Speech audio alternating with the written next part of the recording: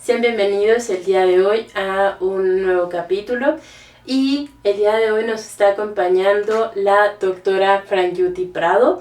Ella es neuróloga clínica y nos va a platicar sobre la epilepsia. Bueno, pues antes que nada, bienvenida a este capítulo, a este podcast en donde, el objetivo siempre es hablar sobre nuestro cerebro y cómo funciona y entenderlo más. Muchas gracias, Elenita, por invitarme. Pues no, al contrario, es un tema que a mí me gusta mucho porque es todavía muy controversial en el mundo y en México. Y bueno, no sé con qué quisieras empezar. Bueno, pues yo creo que lo más importante es saber qué es la epilepsia, ¿no? Creo que al final a veces no sabemos si es crisis epiléptica, qué es epiléptico. Creo que a veces sería bueno empezar con qué es. Bueno, en realidad hay que saber como dos cosas que para mí es bastante importante. Por ejemplo, saber que las crisis epilépticas actualmente llamadas no es lo mismo que epilepsia, ¿no? Las crisis epilépticas se definen, o sea, la ILAI, que es una liga contra la epilepsia, define a las crisis epilépticas como un conjunto de síntomas y signos neurológicos transitorios, ¿no? Esa es la palabra clave, transitorios, que estos son provocados por una actividad anómala y excesiva de la actividad neuronal, pues del cerebro, ¿no? Es decir, nuestras neuronas que actúan en nuestro cerebro en función de como una energía o una electricidad, hablando como en un sentido coloquial, en un cierto tipo de frecuencias y en algún momento por alguna causa hacen una descarga eléctrica anómala y pues esto ocasiona estas manifestaciones que son neurológicas transitorias. ¿A qué me refiero con neurológicas transitorias? Ahorita vamos a hablar un poquito más de las características, pero prácticamente eso se define. Una aparición de signos y síntomas transitorios neurológicos, secundarios una descarga eléctrica, ¿de acuerdo? Entonces, esto nos va a ayudar a definir y a poder saber que esto es una manifestación neurológica única, ¿no? Muy agregado a esto, porque es muy importante diferenciarlo de la epilepsia, porque una persona con una crisis epiléptica, algo que también quiero comentar es que las crisis epilépticas antes eran llamadas convulsiones, entonces convulsiones es un término que todavía seguimos utilizando, se utiliza en todavía muchos centros hospitalarios y es un término un poco viejo que únicamente traduce que hay un movimiento una cierta contracción de grupos musculares, ¿no? Secundarios secundario a una descarga eléctrica, pero ¿qué es lo que se decidió cambiar de decir no es una crisis convulsiva a una crisis epiléptica? Que se dieron cuenta y se ha estudiado que las crisis epilépticas incluyen fenómenos no motores, es decir, no siempre el paciente que tiene una crisis va a presentar movimientos anormales, sacudidas, contracciones musculares. Se pueden presentar en otros fenómenos, como únicamente una persona con mirada fija, 3 a 5 minutos, o 1 a 3 minutos, y esa es su única característica de la crisis. Por eso dijeron, no solamente tenemos crisis en las que haya sacudidas o posición rígida, ¿no? Tenemos unas que son no motoras, y entonces dijeron, vamos a englobar a todas en este término, y se cambió a crisis epiléptica. Hablando en el sentido de que, ¿por qué no todos los que tienen crisis epiléptica son epilépticos? Si bien dijimos que las crisis epilépticas es una descarga, una actividad anómala y excesiva, ¿no? Del cerebro, de la actividad eléctrica del cerebro, que se manifiesta con un grupo de síntomas y signos neurológicos. Entonces, ¿por qué no van a tener todos epilepsia? Porque epilepsia es propiamente una enfermedad. Entonces, en epilepsia se definió, hay muchas definiciones, cada cierto tiempo y grupo de estudio o grupo de personas en el mundo que se encargan de estudiar epilepsia dicen, ahora vamos a cambiar la definición de manera que hablemos que esta enfermedad pues tenga varios puntos concretos para poderle iniciar un tratamiento, ¿no? Entonces la ILAE define a la epilepsia en 3 rubros muy concretos, muy específicos, ¿no? La ILAE es la liga que es contra la epilepsia y que en el mundo quienes estudian dijeron en su última actualización, bueno, vamos a poner una definición que abarque todo, ¿no? Y podamos hacer algo más rápido por este tipo de pacientes con esta enfermedad. Entonces, si ya hablamos de la definición de crisis epiléptica, ahora vamos a definir epilepsia, ¿no?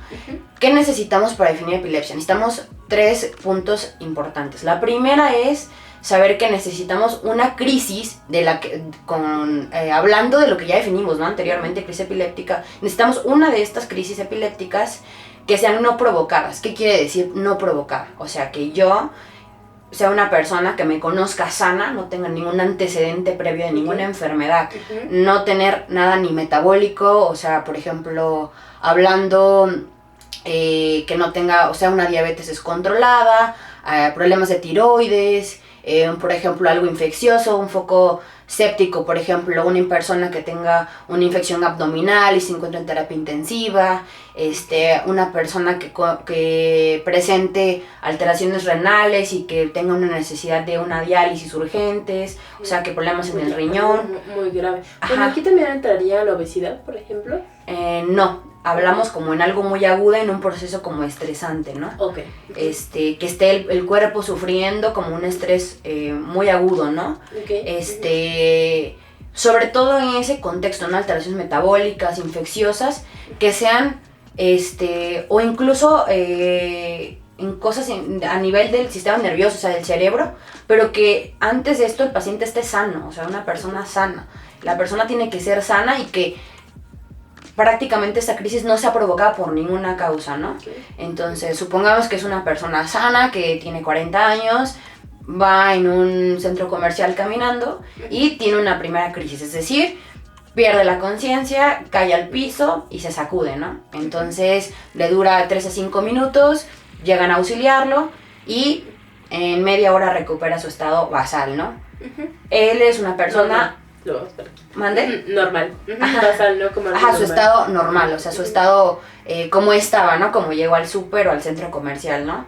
Entonces, híjole, bueno, ahí nos mete como de, tiene una crisis de primera vez, lo hacemos un interrogatorio, le preguntamos, no, pues es una persona sana. Entonces, esta persona tuvo su primera crisis, ¿no? Entonces, debe de tener otra crisis similar a esta en un periodo más de 24 horas. Entonces, ¿qué quiere decir? Que yo debo de tener en una persona sana 2 crisis epilépticas, de las que ya hablamos de la definición, no provocadas, en un periodo más de 24 horas. Es decir, que debe de ser una persona previamente sana y que presente estas 2 crisis con este lapso de tiempo, ¿no? Si las presenta menos de 24 horas, no cumple la definición. Entonces, esa es nuestra primera definición, ¿no? Que tenga estas 2 crisis espaciadas en un periodo más de 24 horas y que se conozca previamente sano, es decir, una crisis no provocada, ¿no? Él ya tiene una definición de epilepsia. ¿Por qué? Eso lo investigaremos con ciertos estudios que ahorita vamos a hablar y, bueno, ciertas cosas que nos pueden orientar, incluso antecedentes en la familia o sustancias, bueno. Otra definición, que es la segunda definición, es una única crisis epiléptica en un paciente sano que, bueno, nos conste obviamente que en el mismo caso, una persona que vaya al súper, en el transporte público, pierde la conciencia, hace los ojos como hacia arriba, se pone rígido y se sacude 3 a 5 minutos y entonces, pues nuevamente en media hora regresa a su estado normal. Bueno, ya fue la única que presentó y no tuvo más, ¿no? ¿Qué sigue aquí?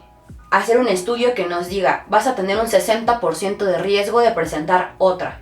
Es decir, un estudio de neuroimagen, como tomografía o resonancia, que nos demuestre una lesión estructural, que diga, bueno, aquí supongamos es una persona que justo este mismo caso, le hacemos una resonancia, una tomografía y vemos pues un tumor, vemos alguna área que nos está dando ahí como en el cerebro que puede ser la causa, ¿no? del que está teniendo la crisis.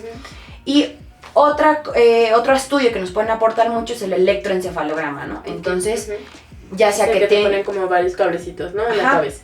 El electroencefalograma es un estudio que nos permite evaluar la actividad eléctrica del cerebro mediante unos, ya sea dos métodos, unos cablecitos pegados al cerebro o un gorrito en donde podemos registrar la actividad del cerebro y, como bien dijimos, la definición de crisis epiléptica, que es una descarga anómala, ¿no? En el electroencefalograma podremos ver en términos, ya hablando neurofisiológicos, grafoelementos, que son dibujos, por así decir, del electroencefalograma, que nos orienta a decir, bueno, tuvo la crisis y aparte en el cerebro está teniendo, mediante este estudio yo estoy evidenciando actividad eléctrica anormal. Esto o la tomografía hacen el diagnóstico de epilepsia, ¿no? Una crisis con un estudio, ya sea tomografía o electroencefalograma, o incluso los dos, con un hallazgo que nos represente que el paciente tiene un riesgo de más del 60%. Entonces, esto es otra definición. Y la tercera definición, el tercer punto que hace la definición es un síndrome epiléptico, es decir, es más común en niños, es una enfermedad en la que prácticamente se conoce como una base genética, hay muchas otras causas, pero son niños prácticamente que nacieron con algún tipo de síndrome, que estos se pueden clasificar incluso desde el recién nacido, infantes, escolares y la juventud, y pues ahí prácticamente no hay la necesidad de indagar más en lo que comentamos con respecto al punto A y el punto B, porque ahí la definición se hace desde el momento en el que diagnosticamos. Eso es más un poco de neuropediatría, pero pues desde el recién nacido podemos ver, diagnosticar a las personas a los meses de nacido, incluso síndrome de Ohtahara, síndrome de West, que son síndromes que se van presentando desde el recién nacido al primer a tercer año de edad, de 3 años a los 6 años, e incluso, pues bueno, la epilepsia mioclónica juvenil, que pues va de los 13 a los 17 años, un aproximado de tiempo. Entonces ahí no hay necesidad de indagar más como en los otros, y pues son usualmente crisis muy descontroladas, presentan muchas crisis desde que nacen, ¿no? Ok, entonces sí habría una diferencia entre cuando un adulto lo presenta que un niño. Bueno, es una buena pregunta, porque siempre es común ver que los pacientes que vemos de epilepsia, pues usualmente debutan de niño o en la juventud, ¿no? Y en el adulto es como de qué raro, porque está teniendo crisis, ¿no? Usualmente son adultos jóvenes los que presentan crisis, como una edad hablando en el máximo, ¿no? Pero no están exentos los adultos mayores de tener crisis, y ahí cambian las causas. Entonces tenemos que saber que, hablando, como mencioné, en los síndromes epilépticos, pues ahí la edad de inicio va pues desde el recién nacido hasta la epilepsia mioclónica juvenil, que valga la redundancia, en la juventud, pero en el adulto mayor ya cambia, que la primera causa es etiología vascular, no hemorragias, secuelas de infarto, pero usualmente es una causa vascular. Okay. Pero usualmente, pues hablando como de causas, pues todo va en relación a la edad, ¿no? El grupo que se menciona, que se presente la persona, si son recién nacidos, pues buscar algo genético, igual en la juventud.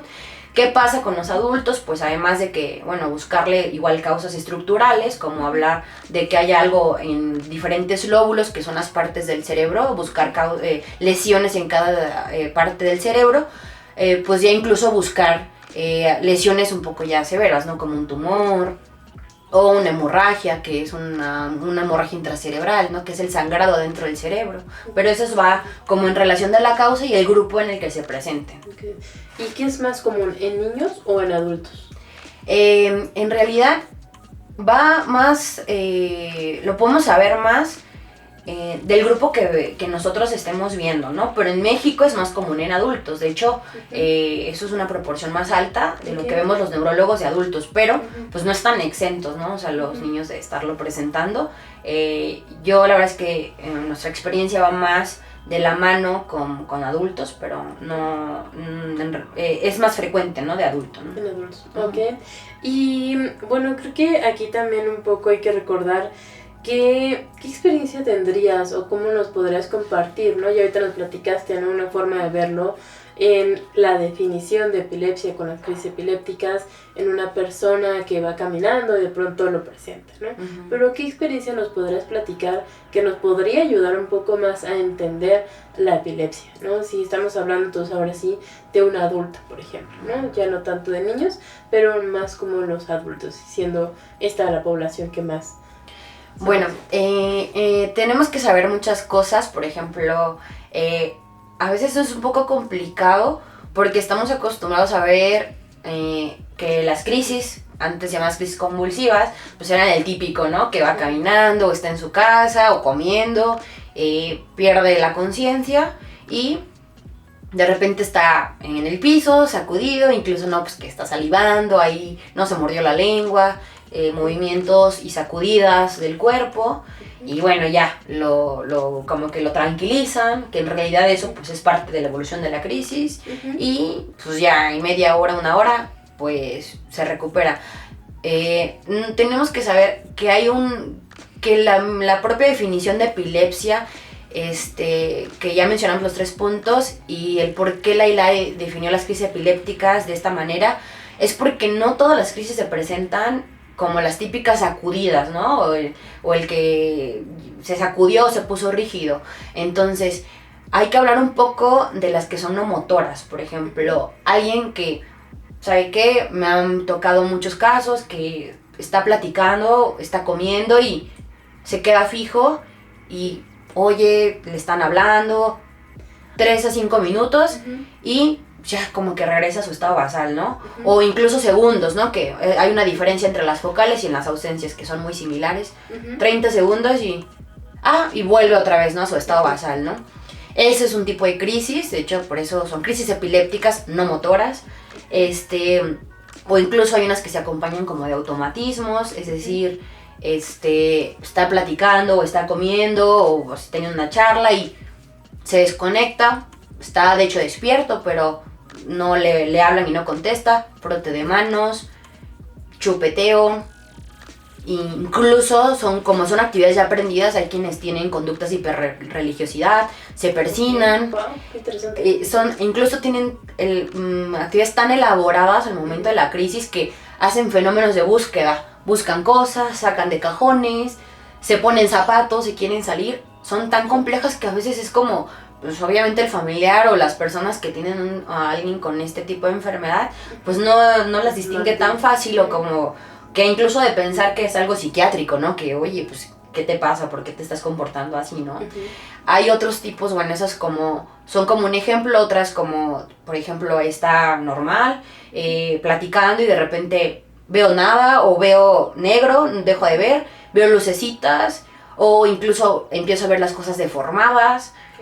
Lo verde lo veo rojo, veo animales, cosas que vuelan, que mosquitas. Como una esquizofrenia, ¿no? Ajá. O sea, como con entonces, aquí lo que nos da la clave es pensar que son transitorios. Okay. Entonces, ahorita vamos a hablar un poquito del tiempo, ¿no? Uh-huh. Entonces, eso nos habla mucho porque si nosotros tenemos en cuenta mucho el tiempo en el que duran las crisis, uh-huh. vamos a saber que, híjole, alguien está haciendo un frote de manos y le duran 3 a 5 minutos, yo pensaría incluso, pues no, bueno, ya no me es normal o llevo con un neurólogo, ¿no? Uh-huh. Entonces, ese tipo de crisis como visuales, ¿no? Que, veo como que todo deformado, incluso hay unas que se llaman, bueno, en un término médico, como en traducción al español, es el fenómeno de Alicia en el País de las Maravillas. Okay. Ven cómo se deforma el campo, cómo es que el camino se va haciendo grande y pequeño, ¿Pueden seguir caminando? ¿Pueden seguir haciendo actividades o ellos se detienen por el miedo, como de que están como en pánico y pues no saben como que qué hacer, entonces otras incluso son de pánico. Doctora, nos han comentado así, doctora, la vez que estoy normal, y de repente tengo muchas ganas de llorar sin causa aparente, uh-huh. y de la nada tengo como que sensación de que tengo sensación como de un vacío en el estómago y quiero golpear a todos. Y me dura eso como 3 a 5 minutos, pero ya después se me pasa. Okay. Ojo, todas estas crisis se llaman focales, ¿no? Porque aunque son de zonas